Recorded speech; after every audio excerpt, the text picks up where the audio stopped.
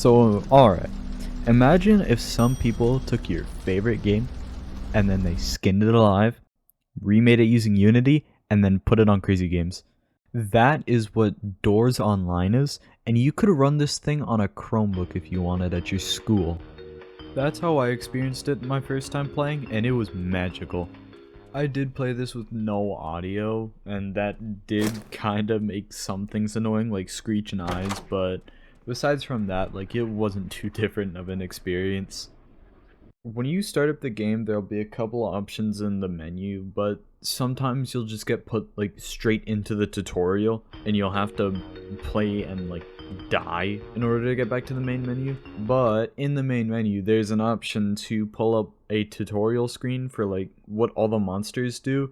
And some of these descriptions on the screen are great, like Seek's telling you that the chase is breathtaking, and how Screeches tells you just if you don't react in time it will attack. Like, it doesn't actually tell you what to do, it doesn't tell you to look at it. These aren't super helpful, but they are pretty interesting to read if you already know what is going on here. Actually hopping into the game now, we can hear what I believe is the Doppler effect on the music, plus it's really quiet. That's something that goes for everything in this game. Everything is extremely quiet for some reason. But I do not suggest turning up your headphones because there are some really loud sounds, like Rush. And also, Screech in this game is really weird because he jumps at you no matter what you do. It's just he doesn't damage you if you actually look at him. Throughout your game, Rush is bound to show up at least once. In my first game, it took him like a really long time to show up, and when he does show up, he takes quite a decent amount of time, but he makes a very distinct sound compared to the one he makes in actual Doors. Ambush has a chance to spawn instead of Rush, and he works basically the same as he does in Doors. His sound is even the same one that he uses in Doors. The only difference is that he flickers the lights here rather than what he does in Doors nowadays, which he doesn't. One of the worst entities in this game has to be Eyes, as if you look in his direction at all, you will take damage no matter your camera's vertical angle. That means if you look at the floor and Eyes is directly in front of you, you will take damage. However, if Eyes is on your screen in a place that isn't the middle, you will be fine. It doesn't make much sense, and it's just due to bad coding. Stuff like this can lead to unwanted crucifix uses, which is very unfair, and it just sucks that it's this way. If you're using any item that has a duration, like a flashlight or a lighter, if you drop it and you pick it back up, it will refill that energy meter, and it is really convenient, and it's also very badly coded. Another thing to do with items is that you hold almost every single one wrong. And it's awesome, because you like hold both lockpicks in one hand and then you just use it, or the key is just facing up. Like, it's great. Painting rooms are also pretty fun, because you also hold the paintings wrong. You just kind of walk around and they're just attached to your hand. Speaking of the paintings, they're all just fan art. Moving on with the actual game, if you progress far enough, you will eventually reach a very familiar sight, which is the Seek Chase hallway. Render distance is really short in this game, so there's just a huge black wall, but then an awesome cutscene starts when you walk far enough in the hallway. Seek Chase is very similar to how it is in Doors for the first room, but you will notice that this isn't regular Seek music, this is the beta music. I don't get why they chose it, but it is some background music for the chase, so I guess that's good. Second room is always the same, it's just you have to go around the debris in a different direction. And the third room is very similar to the hotel as well. But as we get closer to the end, you'll get to see the particle effects they chose for the flames in the final room. You just see a bunch of orange eyes throughout the room, and it's also just a very similar room to actual Doors, so it's very simple. And once you're done with that, you don't have any more special rooms until Figure. There's a chance for you to get lever rooms, and these lever rooms take the form of the old Door 61 before the content update as a light room. It is also missing one of the halves of the downstairs area for some reason. Scariest entity by far in this game has to be Timothy. Like, just look at this. It's scary. Anyway, it's time for the figure encounter at door 51. If you do decide to actually play this game though, prepare yourself for the loudest sound in the game.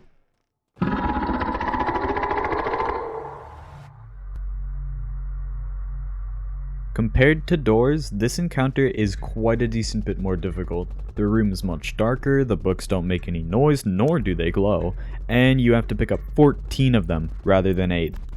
In my successful run, I ended up having an issue where one of the numbers that was in the code got covered by some of the UI, so I ended up having to guess the code. Fortunately, unlike the doors padlock, it doesn't reset the entire thing if you get the code wrong, so you could just keep going at a number and it speeds up the process quite a lot. After, for some reason, 2 more doors, you will reach the musicless Jeff shop, to which the prices of the items are listed in the table.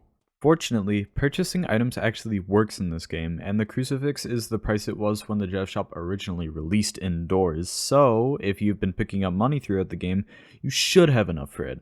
Nobody besides from Jeff actually has animation, so they just T-pose and stand there. And that's basically all there is to say about the Jeff shop. There aren't any special rooms between Jeff's shop to second seek chase, and this chase is the exact same as the first, minus the rooms having a chance to be blocked in different spots. So let's talk about the next unique section. The courtyard in this game, I believe, is just an exact recreation of the one that was indoors before they redid it in the Mines update. Moving into the greenhouse, it's basically just a bunch of straight rooms, and you'll probably notice quick that it is very quiet since there's no rain sound effect, making the fact that you have to rely on Rush's sound effect to know he's coming not as difficult. Eyes doesn't seem to spawn here either, and it seems like Screech doesn't have any raised chance to spawn, so I think this is the easiest section of the game, though it's not really all that hard anyway. I completely forgot about Snare anyway, he's just not in this game. Anyway, after you pass through all of the rooms of Greenhouse, you will finally reach door 100, which you can see through the windows in door 99. Moving into door 100, it is a very similar thing to how door 50 was, where there is a very loud figure noise, and also how it is almost a copy of the original room. The lower section is almost the same, it's just the difference is how the industrial shelves are laid out in the side rooms, on how some of the blockages don't open, and also how the upper section is just a copy of old door 100 rather than the updated newer door 100. Collecting the fuses is more or less the same as collecting the books in door 50 in this, because they don't shimmer, they don't glow, they just are there. And you just have to go and find them. After you find all the fuses, you interact with the fuse box and you play a scuffed version of the regular door 100 fuse box minigame. I swear it's just the same speed throughout the entire thing, and there's not even like a question mark one at the end and during the third phase. It's just simple, you just play phase 1 the entire time.